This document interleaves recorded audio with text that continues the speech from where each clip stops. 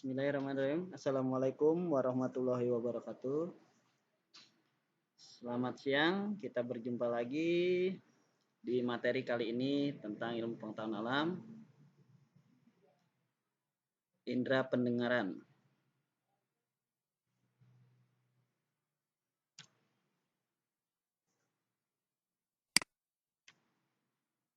Apa itu indera pendengaran pada manusia? Kalian pasti semuanya tahu bahwa indera pendengaran manusia adalah telinga atau yang biasa kita sebut kuping. Telinga atau kuping. Telinga itu sendiri adalah organ tubuh manusia yang berfungsi sebagai indera pendengaran dan organ yang menjaga keseimbangan. Jadi, telinga di sini berfungsi sebagai indera pendengaran dan organ untuk keseimbangan. Telinga merupakan organ yang berperan terhadap pendengaran kita akan suara atau bunyi. Jadi, dengan telinga kita bisa mengetahui bentuk suara dan bunyi. Kenapa hal ini bisa terjadi di telinga? Karena telinga memiliki reseptor khusus yang berfungsi untuk mengenali getaran suara. Kita langsung ke fungsi telinga. Apa saja sih fungsi telinga itu? Fungsi telinga itu sendiri sebagai pengatur keseimbangan. Karena terdapat struktur khusus pada organ telinga yang berfungsi untuk mengatur dan menjaga keseimbangan tubuh. Organ ini berhubungan dengan saraf otak. Lalu apalagi fungsi telinga? Telinga berfungsi sebagai indera pendengaran. Telinga dapat berfungsi sebagai indera pendengaran apabila terdapat gelombang suara yang masuk melalui telinga luar. Ingat, gelombang suara yang masuk melalui telinga luar dan akan diterima oleh otak melalui proses yang terjadi di dalam telinga itu sendiri. Kita masuk ke struktur anatomi telinga atau bagian-bagian telinga. Telinga terdiri dari 3 bagian, yaitu telinga luar. Perhatikan di sini, telinga luar, telinga tengah, dan telinga bagian dalam. Apa saja sih yang terdapat di telinga luar, telinga tengah, dan telinga dalam? Selanjutnya,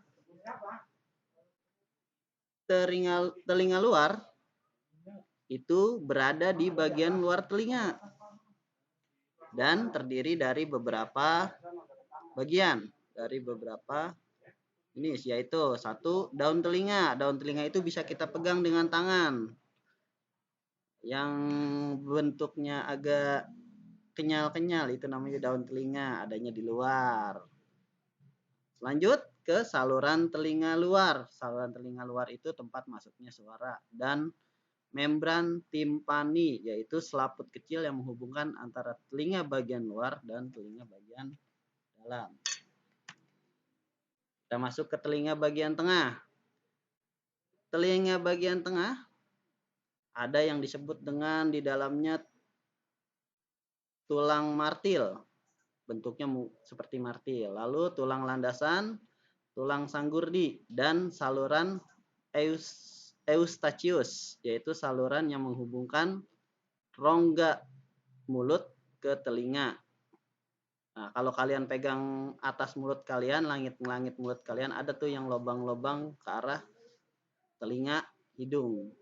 Makanya disebutnya THT kalau di dokter, telinga, hidung, dan tenggorokan. Karena kalau satu sakit, pasti semuanya akan berdampak. Seperti misalkan hidung kita tersumbat, pasti telinga juga akan merasakan kurang pendengaran.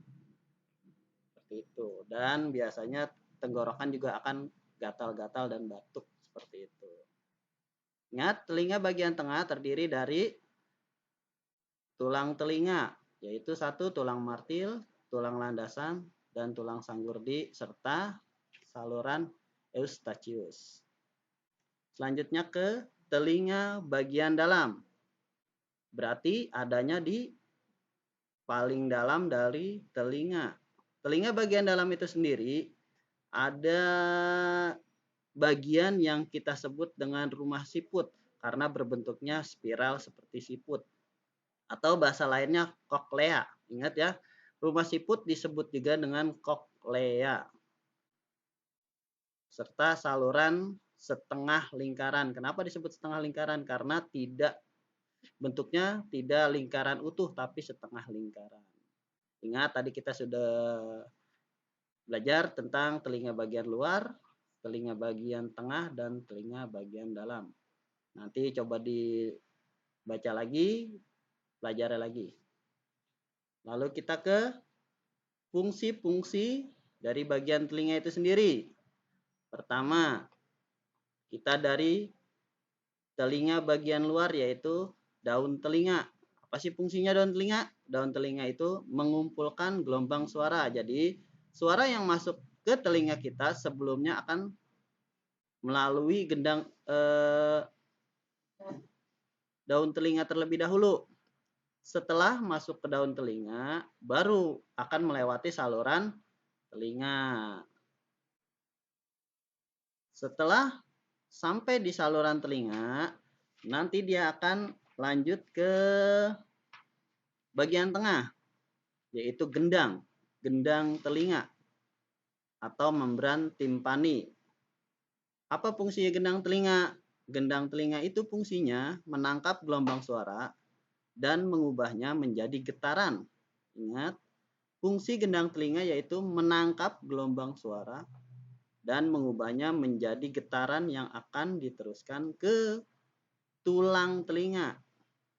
Nah, tulang telinga itu sendiri yang tadi Bapak sebutkan, yang terdiri dari martil, landasan, dan sanggurdi. Cuman jangan disebutin martil, landasan, dan sanggurdi, tapi tetap pakai tulang martil, tulang landasan, dan tulang sanggurdi. Ingat ya. Nanti dari tulang telinga akan meneruskan ke rumah siput yang tadi kita bahas, koklea itu sendiri. Koklea atau rumah siput. Tadi sebelum masuk ke koklea, dia akan melewati saluran eustachius dulu. Nanti setelah sampai rumah siput atau koklea, di mana koklea ini berbentuk spiral seperti rumah siput. Jadi makanya nama lainnya rumah siput atau koklea. Nah, ini nanti setelah ke rumah siput, suara dalam bentuk getaran akan masuk ke sel rambut yang terdapat di saraf. Nanti akan diteruskan langsung ke otak dan oleh otak akan dilanjutkan menjadi suara. Ya, ingat fungsi bagian-bagian telinga dan bagian telinga itu sendiri. Bagian telinga ingat ada telinga luar, bagian telinga tengah, dan bagian telinga dalam. Selanjutnya, setelah kita pelajari tentang telinga tadi, kesimpulannya, indera pendengaran dan keseimbangan terdapat di telinga. Jadi, fungsi telinga itu ada dua, sebagai pendengaran dan alat keseimbangan. Telinga manusia terdiri dari 3 bagian, yaitu telinga luar yang fungsinya menerima gelombang suara. Jadi, gelombang suara yang masuk pasti akan melewati telinga luar terlebih dahulu.